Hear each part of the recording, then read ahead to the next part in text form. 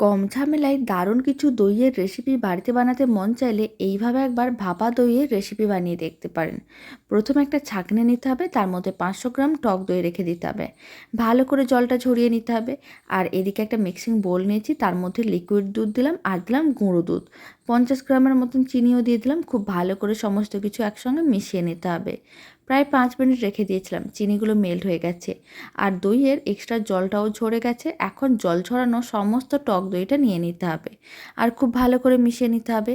এবার পুরো মিশ্রণটাকেই যে কোনো একটা পাত্রের মধ্যে নিয়ে নিতে হবে।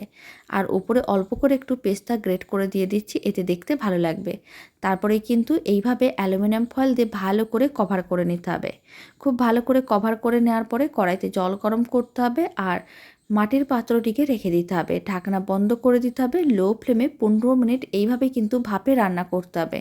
15 মিনিট পরে দইয়ের পাত্রটিকে বের করে 1 ঘন্টা ফ্রিজে রেখে ঠান্ডা করে নিতে হবে, কারণ দই ঠান্ডা ঠান্ডা খেতেই ভালো লাগে। এবার আমি দইটা কেটে দেখাচ্ছি। আপনারা দেখুন কত সুন্দরভাবে ভাপা দইটা জমাট বেঁধেছে আর খেতেও ভীষণ ভালো হয়।